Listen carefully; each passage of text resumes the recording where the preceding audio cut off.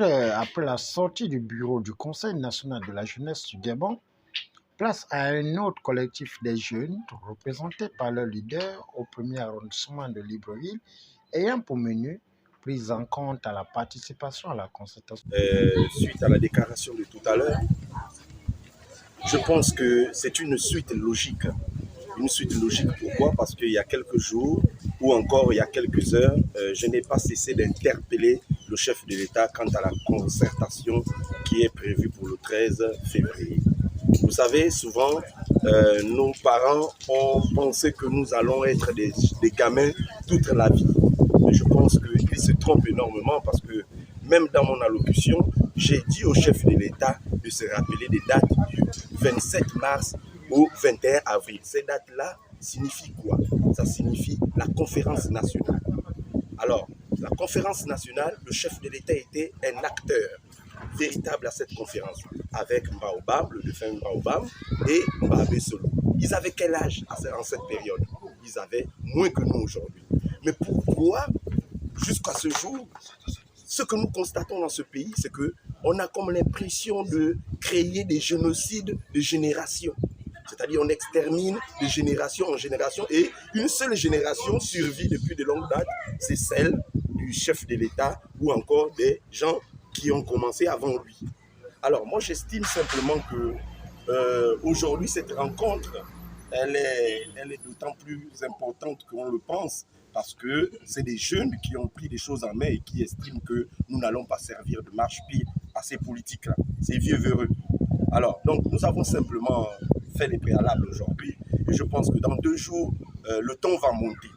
Le temps va monter parce que nous estimons qu'il n'y aura pas de concertation nationale sans la jeunesse ni la société civile.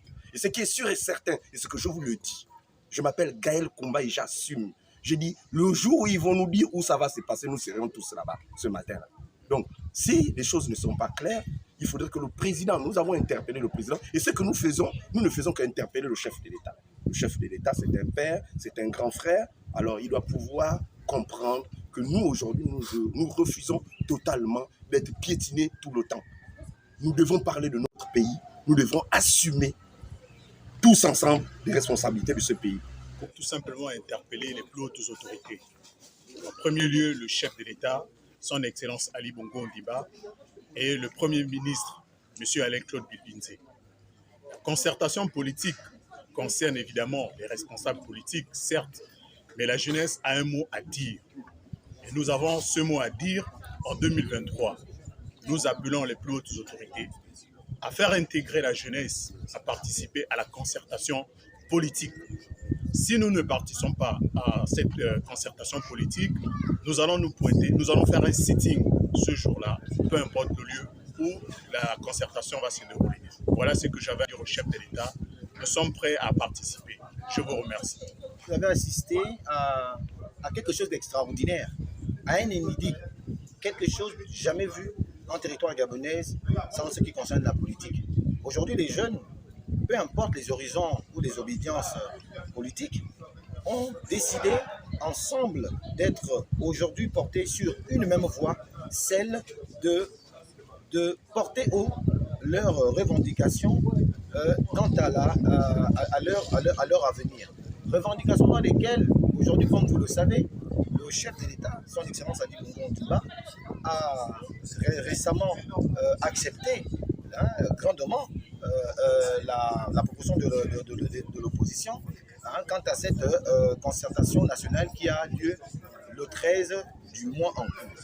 C'est dans cet aspect des choses que nous nous sommes dit que est-ce que pour cette fois-ci, nous allons encore laisser qu'on nous prenne pour les marchepieds dans cette aventure.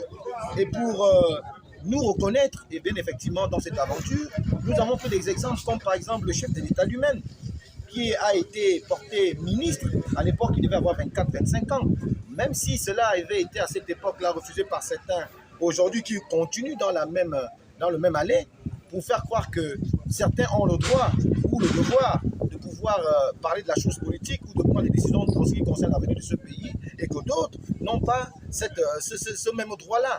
Nous nous sommes levés aujourd'hui pour dire plus jamais ça. Plus jamais ça, parce qu'à nos âges, nous avons la compétence, nous avons le droit et le devoir, comme nous le donne la Constitution, de pouvoir nous exprimer pour que demain, puisque c'est pour cette jeunesse-là que cette concertation est faite, eh bien, qui d'autre que nous-mêmes devra donc être à cette concertation pour définir l'avenir, notre propre avenir.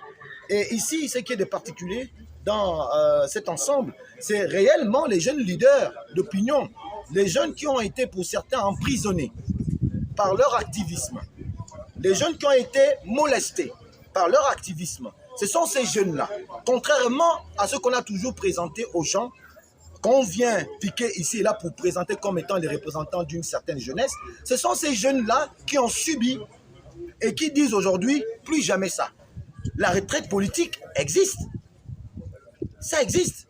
Aujourd'hui, au passage, je vais d'abord féliciter Paul Mba Besolo qui a pris sa retraite politique. Je vais féliciter M. Mimboto qui a pris sa retraite politique. Mais pourquoi ceux-là ne veulent-ils pas prendre leur retraite politique? Pourquoi? Et c'est là toute la quintessence de notre rencontre pour dire, nous ne les chassons pas, nous ne les poussons pas à l'extérieur. Nous avons besoin d'eux parce qu'ils ont un savoir à transmettre.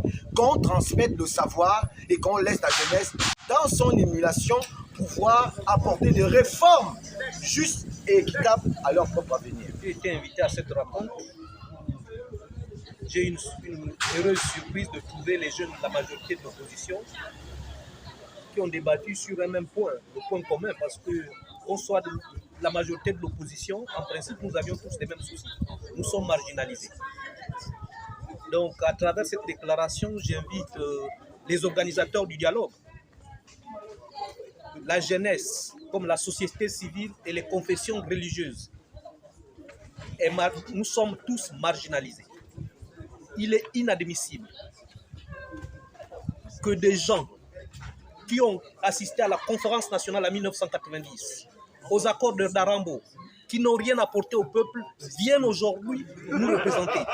En principe, ce que je veux dire par là, c'est que nos pseudo-opposants ne sont plus aptes, ne sont plus dignes de nous représenter parce que nous-mêmes, nous sommes déjà suffisamment grands et matures. Parce qu'en 2023, si les opposants, c'est cela que je vois, c'est que le peuple gabonais, la jeunesse gabonaise a perdu le coaching. Nous avions perdu le coaching parce que les opposants d'aujourd'hui, ce sont nos oppresseurs d'hier. Donc, chers organisateurs du dialogue, monsieur le chef de l'exécutif, je vous invite vraiment à beaucoup de réflexion afin que le peuple, la jeunesse qui est concernée, parce que le président Nelson Mandela disait que toute réunion qui concerne le peuple sans le peuple est contre le peuple. Donc, je vous invite à une profonde réflexion afin que la société civile, les confessions religieuses et la jeunesse puissent assister à ce dialogue. Après les avis des uns et d'autres, face à cette grande messe qui fera la base avant les élections plurielles qui se pointent à l'horizon, le collectif des leaders des jeunes est déterminé à être acteur et non spectateur pour le bien-être du social des jeunes.